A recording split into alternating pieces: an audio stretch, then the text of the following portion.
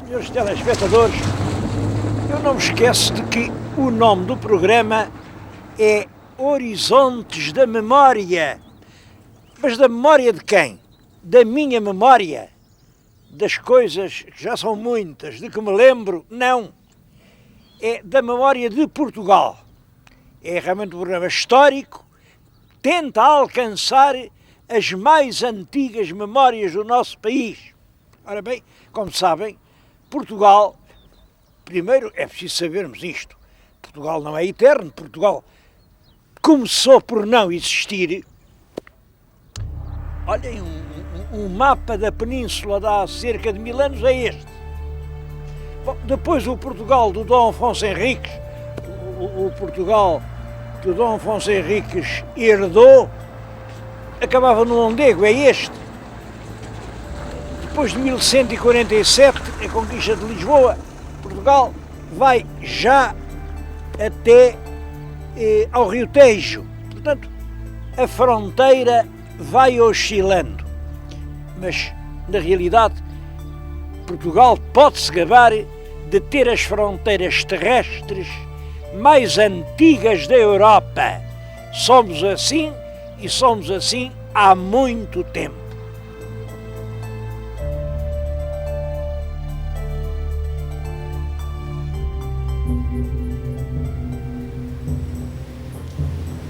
Eu vim falar-lhes nisso junto do rio Coa. Como vêem, é realmente uma paisagem impressionante, uma paisagem que realmente exalta. Bom, além disso, é uma paisagem histórica importante. Era aqui que passavam os exércitos invasores. Olhem, está ali de cima de um penedo uma cruz, aquela cruz de pedra recorda o sacrifício de centenas de rapazes, centenas portugueses, franceses, ingleses. Quando na terceira invasão francesa foi aqui que o exército anglo-luso se bateu fortemente com os franceses. Ninguém ganhou, ninguém perdeu, mas é claro, acontece sempre que muita gente morreu. Bom, e o que hoje resta desses rapazes é aquela cruz que além está. As pessoas passam na estrada e sabem lá o que é que a cruz quer dizer. O rio Coa é um rio que, como sabem, é o das gravuras. As gravuras do Vale do Coa situam-se ao longo deste rio que vai correndo para norte e vai desaguar no Douro. Ora bem, os reis não se entendiam bem sobre a fronteira. As terras que ficam para lá do Coa eram Portugal ou não eram? É aquelas terras que ficam para lá do Coa que se chama Ribacoa. A região do Ribacoa a quem pertencia? Os reis de Portugal diziam, são portuguesas. Os reis de Leão diziam, são leonesas. É claro, e volta e meia havia guerras, campanhas, aldeias incendiadas, camponeses mortos, até que, no tempo de Dom Dinis, conseguiu-se chegar a um acordo. Pronto, o Ribacoa, afinal, era português. Mas como era uma terra polémica e para não haver mais dúvidas, o rei Dom Dinis fez uma coisa muito bem feita. Mandou pontear todo o Ribacoa de fortalezas. É assim que nascem os 7 castelos de Ribacoa. Os 7 castelos, eu vou ver se eu sei de cor, mas sei, é Castelo Melhor, já hoje pouco tem, Castelo Rodrigo, onde nós já fomos e é bem bonito, é Almeida, de onde viemos há pouco, Castelo Bom, Vilar Maior, também já lá estivemos, Alfaiates e, finalmente, o soberbo Castelo do Sabugal. Era engraçado a gente um dia fazer um programa chamado A Terra dos 7 Castelos. Pode ser que isso aconteça. Mas queria dizer que se costuma indicar mais um oitavo castelo, que é Castelo Mendo. É erro, porque Castelo Mendo não fica daquele lado do Coa, portanto não é Ribacoa, fica deste lado.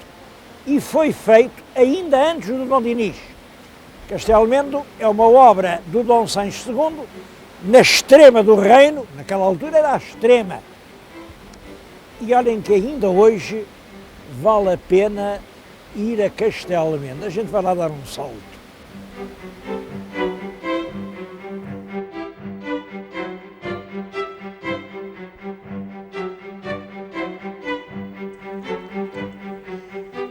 Toda a região do Ribacoa merece uma visita.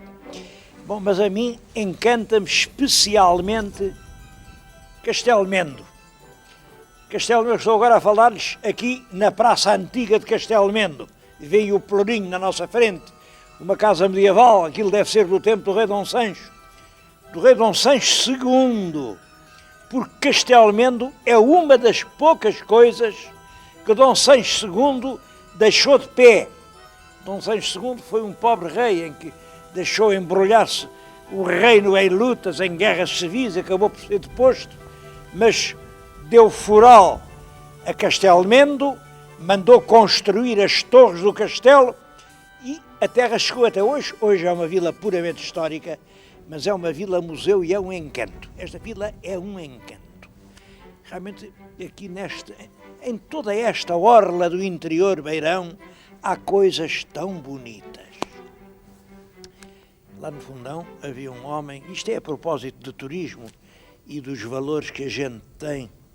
Era um homem que estava no café a jogar com as cartas, olhava para as cartas e costumava dizer: o joguinho é bom, cria-se aqui quem soubesse.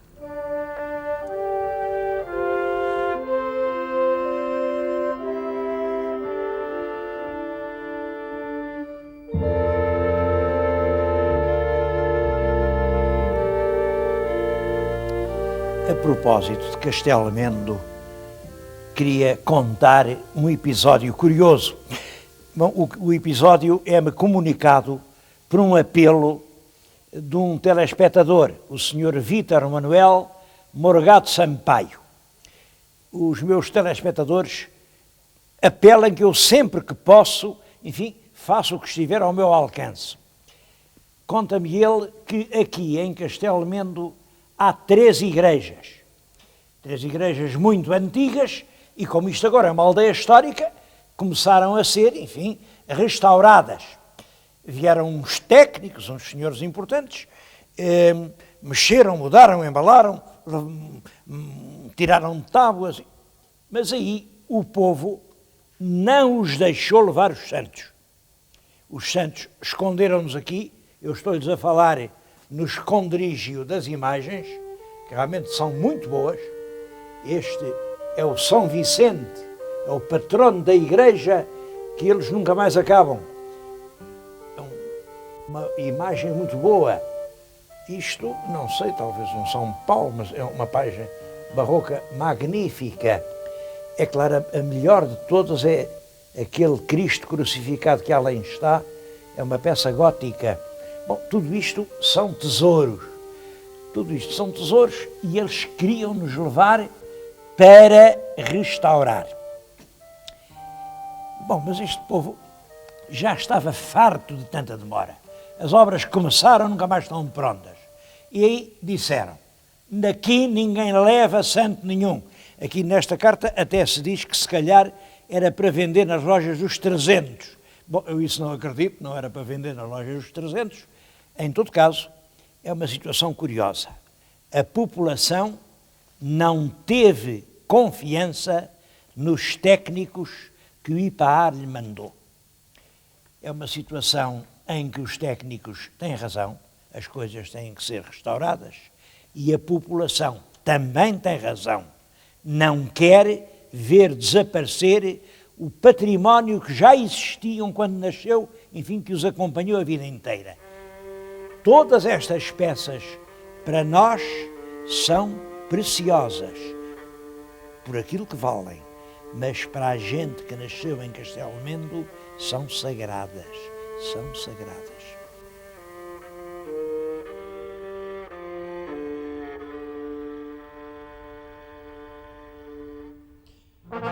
Bem, mas como calculam, essas fortalezas que o Dom Dinis tinha mandado construir para defender a sua nova terra do Ribacoa, com o tempo foram caindo, foram apodrecendo, chegaram ao século XVII e eram só, enfim, montões de pedras, muitas delas usadas até para refazer as terras, não tinham nenhum valor militar. Fortalezas poderosas do século XIV, no século XVII, não passavam de esquálidas pedreiras.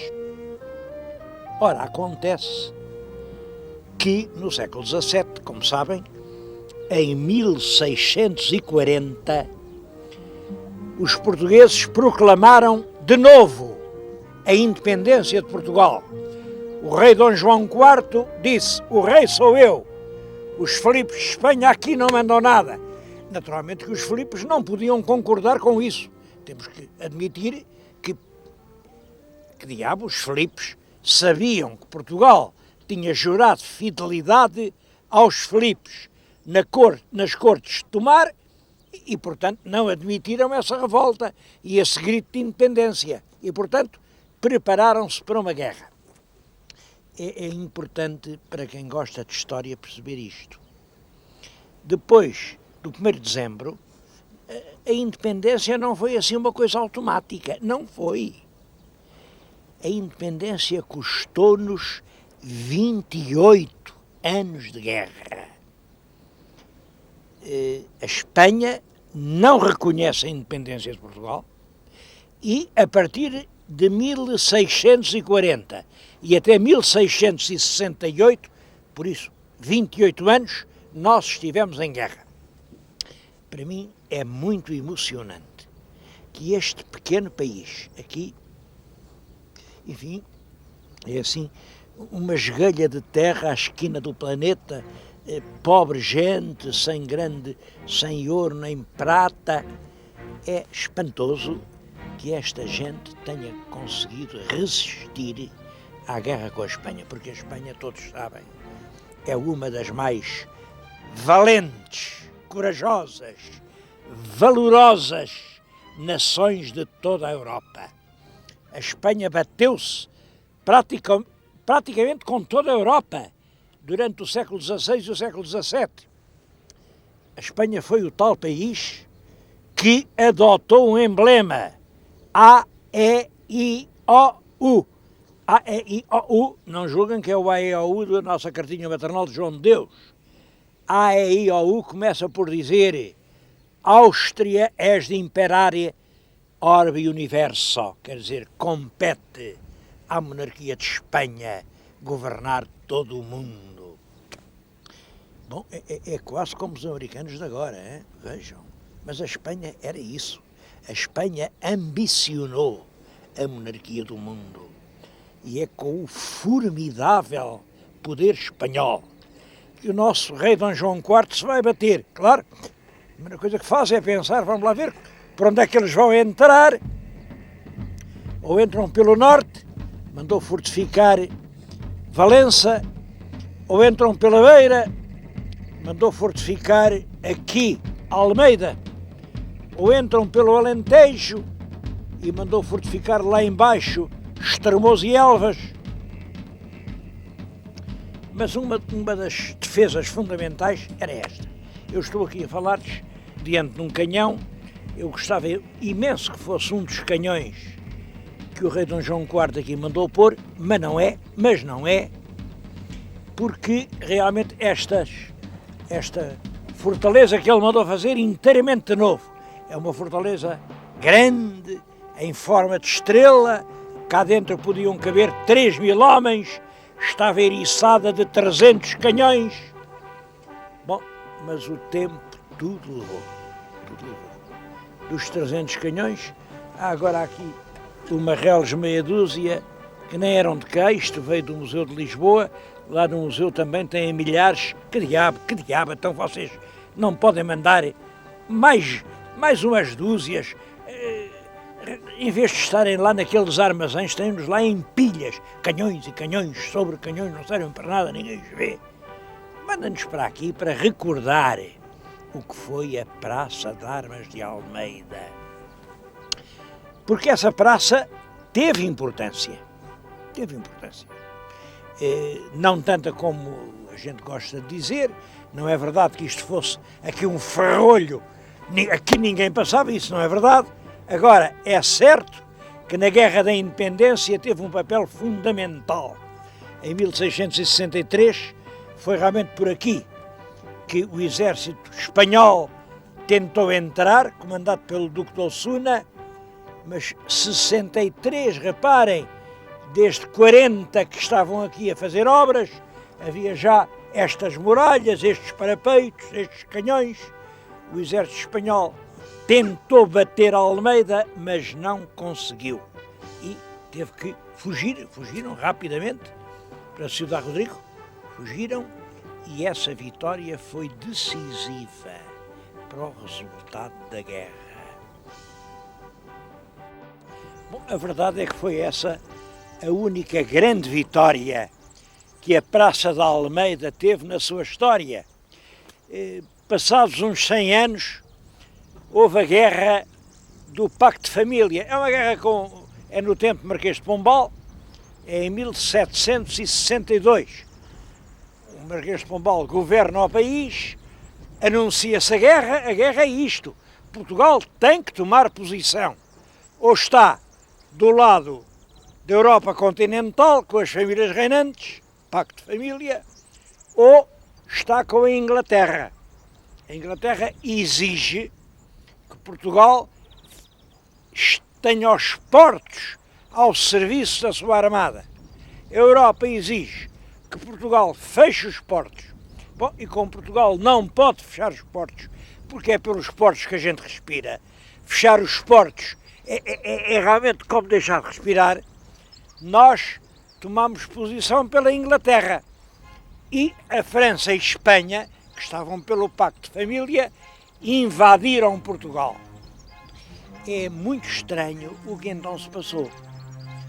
O Marquês de Pombal sabia perfeitamente que a invasão se vinha dar por aqui, que Almeida ia ser a primeira praça atacada. Mas o Marquês de Pombal despacha isto, o único ponto onde a gente pode defender-se com êxito é na forte Praça da Almeida. Manda despejar todo o armamento das outras fortalezas da beira, manda tudo, meter tudo aqui, mas faz esta coisa espantosa. Nomeia um governador, um tal Palhares, que tinha 81 anos.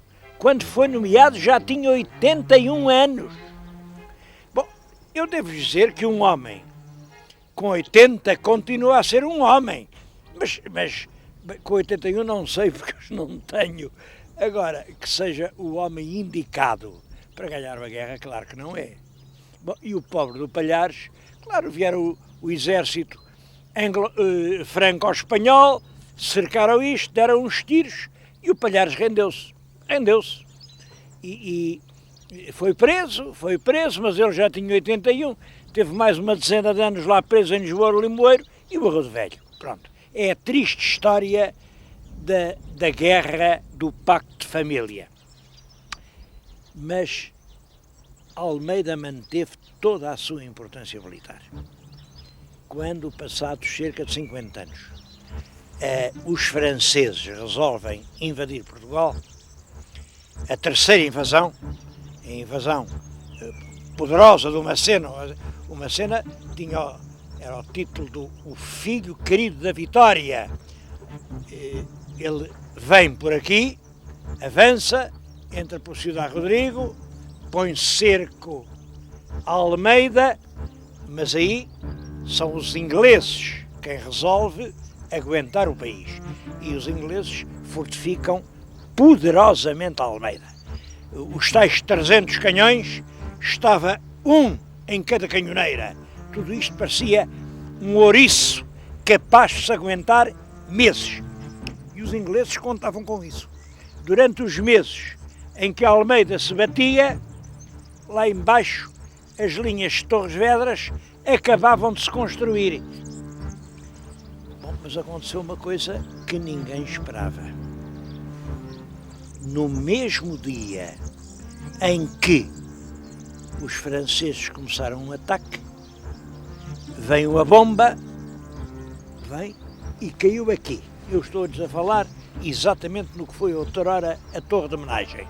Eles tinham feito aqui o paiol da pólvora, havia aqui pilhas de sacos, tudo com pólvora, pois foi exatamente aqui que a bomba veio cair. A pólvora rebenta, o castelo ficou completamente destruído. Estão a ver aqui, isto é do castelo antigo, do castelo medieval, mas são precisos trabalhos arqueológicos para que nós consigamos ver que aqui havia uma torre, uma muralha. A explosão matou cerca de 500 pessoas, arrasou muitas casas e, sobretudo, ficámos sem pólvora. Como é que uma pessoa dá tiros sem pólvora? Bom, mas aí há um drama que é curioso. O governador da Almeida era um homem chamado Francisco Bernardo da Costa, e como esteve aqui há alguns anos, passou a chamar-se da Costa e Almeida. Muita gente em Portugal se chama Almeida porque milhares e milhares e milhares de homens passaram aqui como soldados e depois, como recordação, ficaram Almeidas. Ora bem, o Francisco Bernardo da Costa e Almeida, depois disto rebentar, fez esta pergunta lógica: então, e agora como é que uma fortaleza sem pólvora se vai defender de um cerco? E obrigou os oficiais ingleses a render-se. Quer dizer, no dia seguinte à explosão, Almeida rendeu-se. Bom, a verdade é que o Francisco Bernardo da Costa e Almeida tinha jurado pela sua honra que nunca se rendia. Mas isto põe um problema. O que é que vocês acham? O general, depois disto rebentar, isto não tinha conserto, devia render-se? Ou, contra toda a lógica, sacrificando o sangue dos soldados, seus irmãos, devia manter aqui uma defesa desesperada e os franceses só entravam aqui à ponta de baioneta, passando toda a guarnição a fio de espada? O que é que ele devia fazer? Bom, ele entendeu à portuguesa, rendeu-se. Os ingleses entenderam à inglesa. Ele tinha dado a palavra e quem não cumpre a palavra dada é um traidor. Eu também entendo a posição dos ingleses. A palavra é extremamente importante. Um homem sem palavra é um homem sem honra, sem dignidade. Nem chega a ser um homem. Bom, o resultado foi que o general da Almeida, porque se rendeu, foi preso, foi julgado e foi fuzilado em Lisboa. E foi um drama. Ele foi fuzilado em 1812. Foi um drama em Portugal a morte desse homem, que era um homem de bem. Ele, toda a vida, deu o exemplo de ser um militar corajoso, ponderoso, cheio de virilidade e de dignidade. Bom, aqui rendeu-se quando não valia a pena lutar. Os ingleses entenderam que não é assim. Quando um homem dá a sua palavra, essa palavra é mais forte que a morte. É uma coisa que são os meus telespectadores quem tem de decidir. O que é mais importante? Se a nossa palavra, se a nossa vida.